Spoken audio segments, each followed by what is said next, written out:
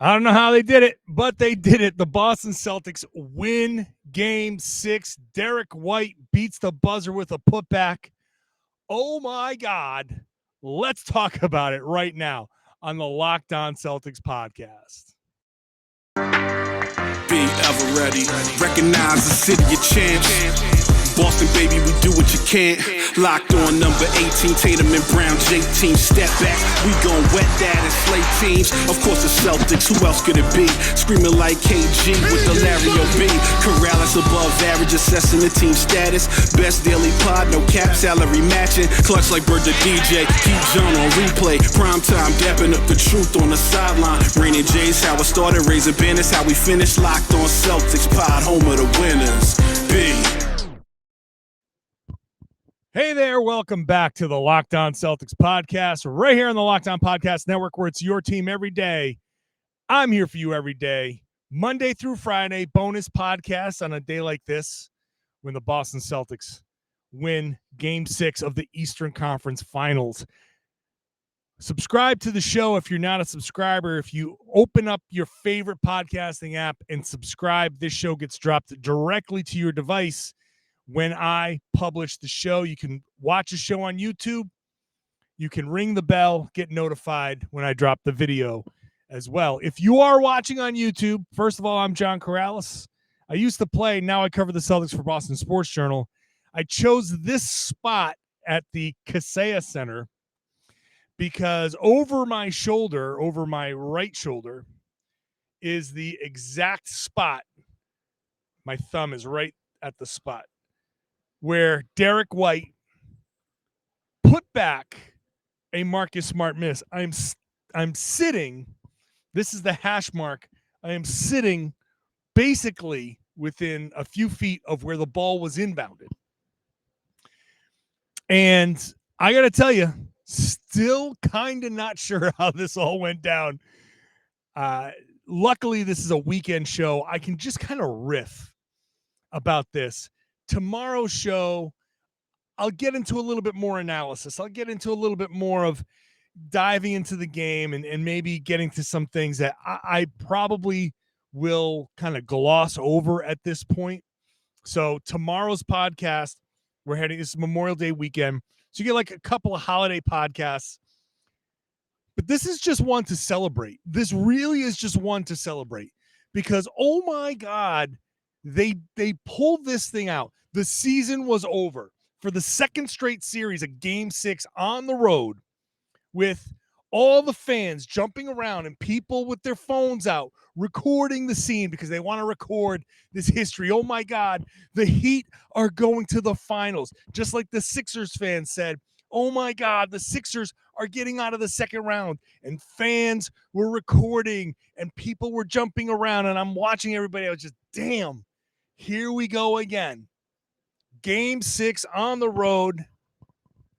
And it wasn't the exact same way, but Derrick White comes up with 3 seconds left and tips the ball in. And I just want to say, Marcus Smart acknowledged this after the game. If it wasn't for the Philadelphia series and that lesson being hammered home, I don't know if this would have gone the exact same way. Remember Game 4 where they had a ton of time. They couldn't even get a shot off. And we were saying probably should have gotten the shot off with a few seconds left so you can at least get a shot at a tip in, give yourself another chance. Marcus Smart gave the Celtics another chance. So Derrick White's over here inbounding the ball. Jayson Tatum comes over, he's covered. Jaylen Brown, second option, comes over, he's covered. Marcus Smart, the count is going. It's 1,001, 1,002, 1,003. We're at about 4, and the ball has to come in. Smart flashes, turns, and fires. He said after the game, that felt good. It felt good coming out of his hands, he said. And you look, that was a half inch from falling. That was a half inch from Marcus Smart winning the game. Now, maybe they would have put like 2/10 on the clock, considering Derrick White had time to rebound and put it back. So the ball would have gone through, the buzzer would have sounded, they would have put some time back on the clock. So we don't know exactly how it would have gone. But the way it missed was just perfect. So Derrick White inbounds the ball, and he's such a smart player. This guy is such a smart basketball player. It's amazing. Like, I am just in awe of him on a general regular basis. Like, Derrick White has been phenomenal for this team. He's been amazing for this team. And yeah, in this series, has Jimmy Butler found some ways to kind of bully him a little bit? Sure. But also, White has figured out how to defend. It took like a few games, but now he has figured out how to defend Jimmy Butler. And he does a really good job. He blocked Jimmy Butler straight up. He blocked him in transition. He got back in transition. He stays vertical. He does an amazing job on Butler now. He's done a really, really good job. So White inbounds the ball and immediately is like, I have to be available for a pitch back, because a lot of times, and you heard Stan Van Gundy say it on the broadcast, a lot of times the inbounder is the most dangerous guy on a play. I remember when I was playing, we had a ton of out of bounds plays where the play was drawn up for you. Like, I knew every single time I inbounded the ball from out of bounds, the play was for me. And so he's dangerous. Smart gets the ball. Derrick White, hands up, ready. Watch that play again. Hands up, ready, because he knows that he's going to have to, if Smart feels like he's covered and he can't turn around and hit that shot, he's going to kick it right back to Derrick White, because the way it was being defended, and White was going to catch and shoot himself. So then he sees Smart turn and fire, and Derrick, after the game, says, I came in and kind of relocated down to the corner, and then I saw the shot go up and said, I'm not doing any good in the corner. I got to crash. The ball just kind of lips out. Nice, soft touch. So this is just pure luck. This is absolute pure luck. Lips out, falls directly into Derrick White's hands for the putback. Now, if you watch it again, if the ball had gone the other way, Jayson Tatum was right there. In fact, in my mind's eye, I see Jayson Tatum's entire torso at the rim. I don't think he jumped that high, but watch it again. Tatum was up there ready for a putback. If that had gone the other way, we'd be talking about Jayson Tatum's putback slam. That would have been the game winner. But credit to the Celtics for just continuing to fight, right? Some of this was their own fault, of course, because they had the typical fourth quarter starting to walk the ball up the floor. They kept on doing it. And I think they're just tired at that point. They're trying to just execute and get the best possible shot. And I don't think they had it in them necessarily to just keep pushing. I think both teams were pretty tired. And you look at the final numbers, Jayson Tatum played 44 minutes. Jaylen Brown played 39. And that was with foul trouble. He sat with some foul trouble. 42 for White, 42 for Smart. Jimmy Butler played 46 minutes. Bam Adebayo played 45 and a half. Caleb Martin played 40 and a half. Lots of minutes. Gabe Vincent played 41. Lots of minutes all over the floor.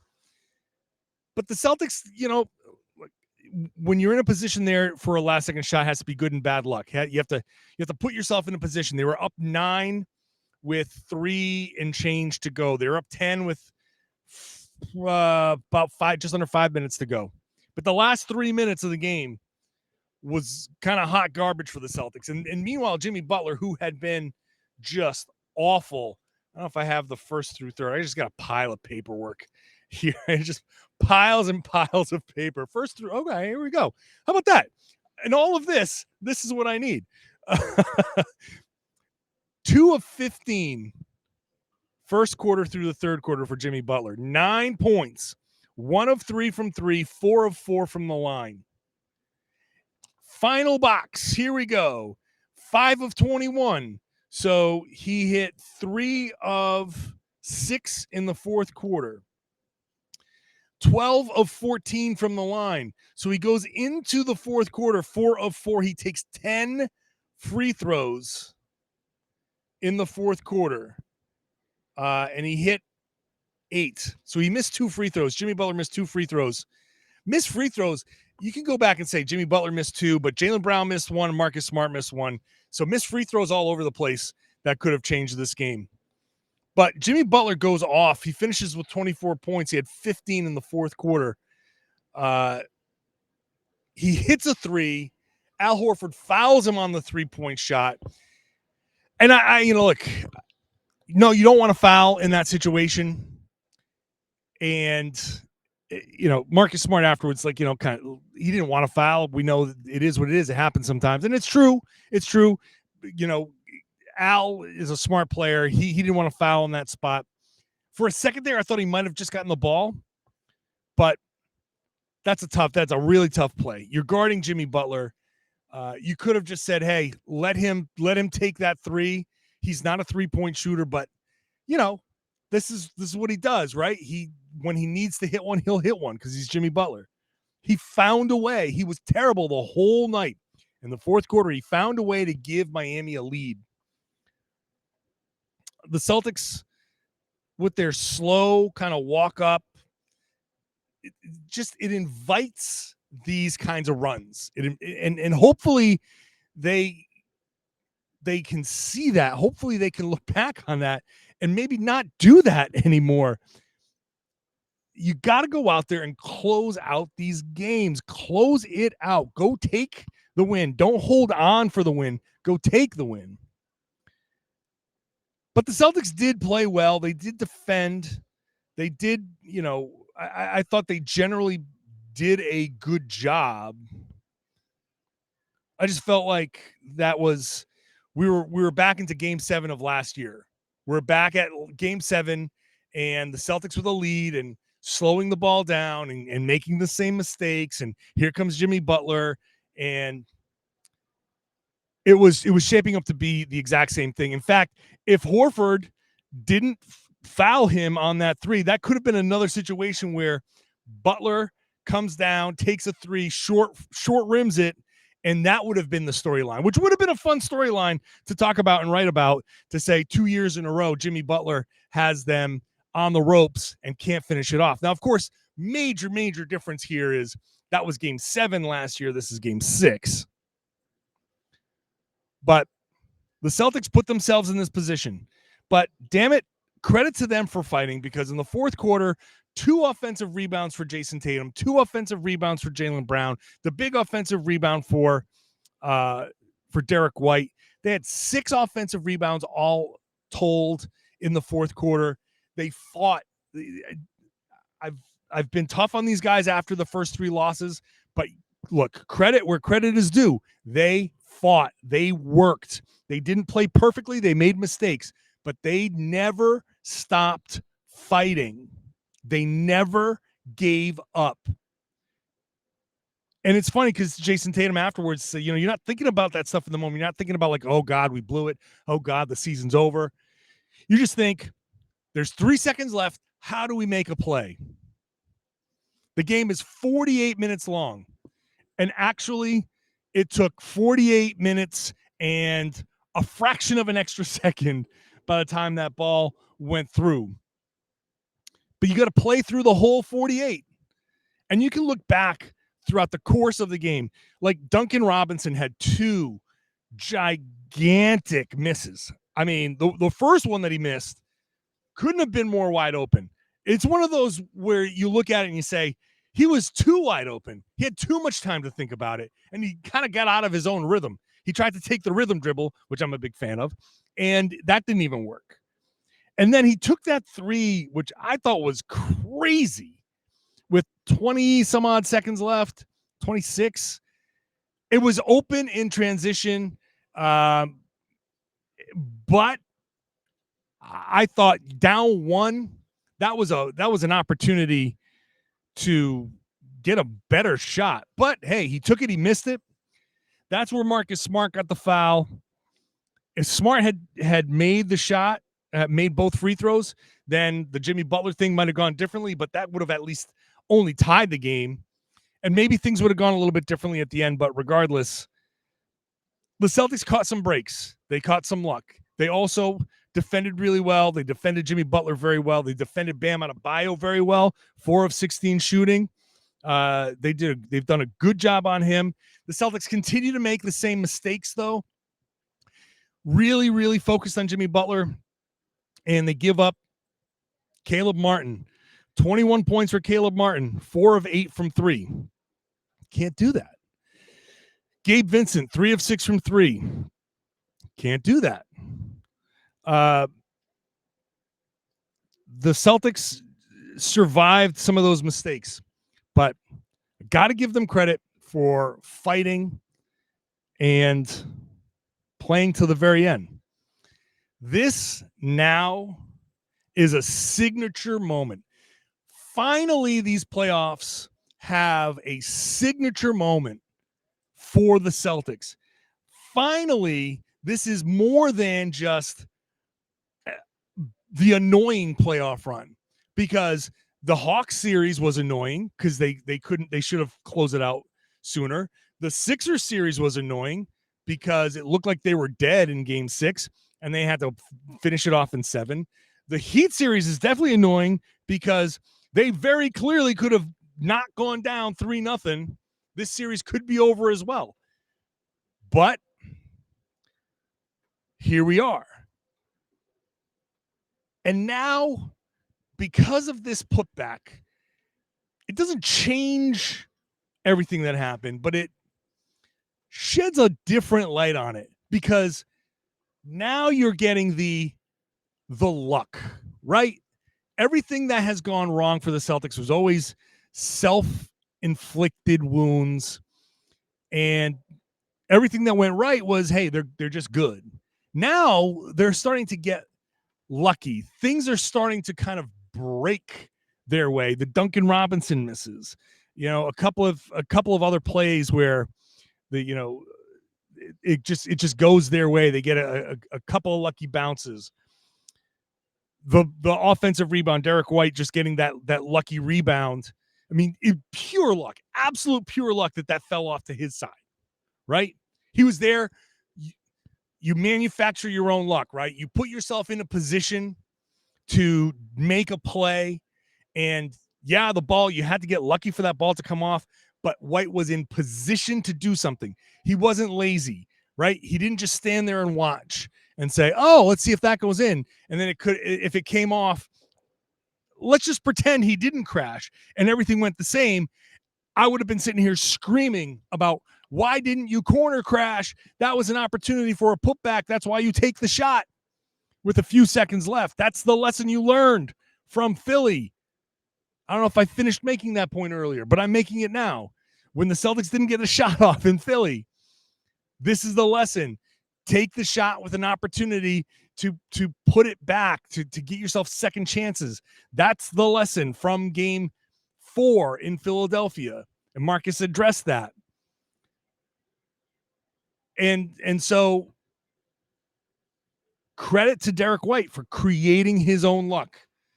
The ball went to a place where he was because he worked hard to get there. Now there's this feeling of like, wait a second, there's actually like a little bit of magic here now, right? There's a little bit of that magical run going on, because to come back from 3-0, no matter what the disparity is, right? I've been saying from the beginning, this is a team that can do it. This is the odds are against it, and I'm not going to bet on it, but this is a team. If any team can do it, this can do it. And then everybody started kind of saying the same thing. But I've been saying that since they were down 3-0. This is the team. This team's talented. This is the 2 seed against the 8th seed. This is the team. If anybody's going to do it, they can do it. And you still need a little bit of luck to pull that off. And now they're getting that luck. Now you're starting to feel that little bit of magic. This is the signature moment. Now, from a storyteller perspective, now you've got the high from the beginning of the season, the low point, the high point of getting to the 57 wins, winning a series against Atlanta, winning a game 7 with Jayson Tatum's big performance, and the low point again, the real low. This is where the hero gets tested, right? This is the adversity. And you need to catch a break. The storyteller loves the little break, the little luck that falls into the hero's lap. There's always, in any movie or story, a little bit of luck that happens, right? Well, this is it. Now go back to Boston in Game 7 and finish the job. The story is being written. Finish the job. We can talk about how well they match up against Denver after Monday, but it's right there for them. They've done the hard work. Now do the last bit. 48 more minutes. 48 minutes of figuring it out.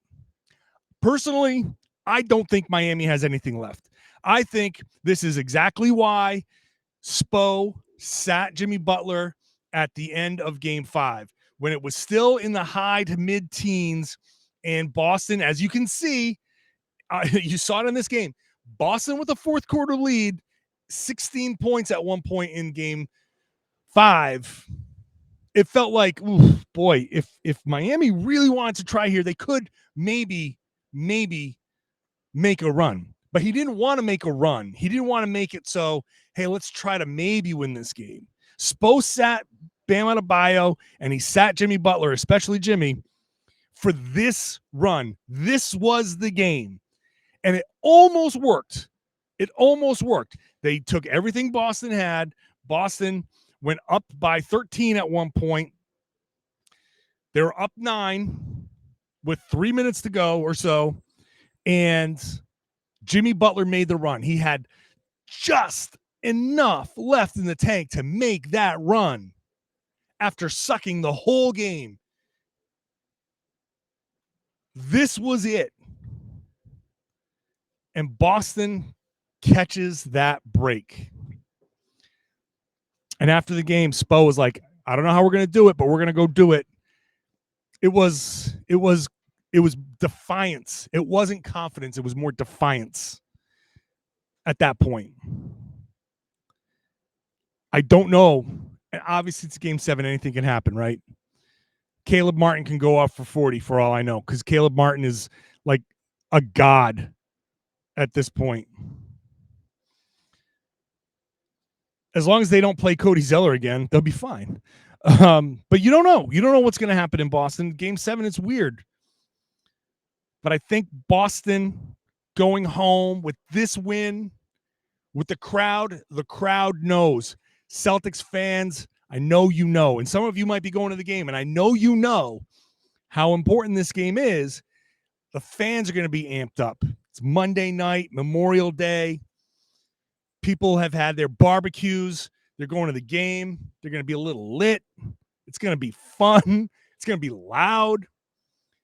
And I think it's going to be that little bit of extra juice that the Celtics need. And maybe in the fourth quarter, like this, when they're up 9 or 10, a little home cooking can finally be what gets them to push that little bit extra, that little bit, to maybe turn it into a 15-point game, 16, 17, closing the game out. Miami doesn't have it. I think this was it. I think this was it. So go home, play your best basketball, finish the job. And hey, I'm going to keep my promise. I called these guys pandas because they need three-point shooting to live, just like pandas need bamboo to live. That's the only way they need to live. Well, guess what? I said if they win game 4, if they win Game 7, if they win this thing, I'm going to podcast in a Kung Fu Panda costume. And this is very fitting. They shot 7 of 35 from 3. It took me 25 minutes to get to the point where they shot 7 of 35 from 3. And Miami shot 14 of 30. And the Celtics still won the game. 3-point shooting, which has been the bellwether. That's been the thing. You don't have to look at any other column when it comes to the Celtics. If I were to look at this and say, oh, they shot 7 of 35, Miami shot 14 of 30, yeah, they lost. Boston lost probably by 8 or 10. that they won this game, the way they won this game, working their butts off, very impressive. Shutting me up, actually. I call them pandas because I said pandas live on bamboo and only bamboo, just like the Celtics live on three-point shooting and only three-point shooting, and they can't win a game any other way. And here they are, winning 3 games. Winning games 5 and 6, three-point shooting was huge. Winning this without the three-point shooting is just monster. So I said on Twitter, yeah, I call them pandas. And if they came back and win, they're Kung Fu Panda then. They showed some toughness. So I will, if they win on Monday, get a Kung Fu Panda costume and podcast, which means I got to sign off here and get onto Amazon and see if I can get some Prime shipping over here. They didn't pay me to say that. I'm just saying I need to get myself a Kung Fu Panda costume fast because it won't be the post-game podcast. I'm not bringing a panda costume to the Garden. But on Tuesday, yeah, I'll have to do a podcast in a panda costume. Tuesday or Wednesday, depending on when it ships. It's on you, Boston. On you, Celtics. You want to put me in a panda costume for a podcast? I'll gladly do it. All right, I'll be back tomorrow with much more on this game. So subscribe if you haven't subscribed. If you're a new listener, if you're a new watcher, welcome aboard. I know this is about the time where a lot of people kind of hop in and decide whether they want to become a subscriber, become a regular listener or watcher. I hope you enjoy the podcast. I do this Monday through Friday with bonus podcasts. I think when the finals come along, I'll try to throw as many possible podcasts out there. I will be traveling to Denver if the Celtics do win. So there will be some travel issues. Maybe I can't podcast on travel days necessarily. There will be. I'll figure it out. I'll figure it out for you. I'll figure it out. So subscribe, watch the show on YouTube, hop into the comment section. We'll see. I say it every time now. How fewer and fewer Miami fans. Fewer and fewer. I kind of want to hear what you got to say, Miami Heat fans. Where are you? What do you got to say now? People laughed when I said the Celtics can do this. And here they are. Game 7 Monday night. Subscribe. And if you are a subscriber, everydayer, love the fact that you're with me every day. Thank you so much. I see Celtics fans around here. People coming up to me saying hi on the road. It's the best feeling in the world. So thank you so much. I'd love it if you'd share the podcast, tell your friends and everybody that they should be listening to and watching the Locked On Celtics podcast right here in the Locked On Podcast Network, your team every day.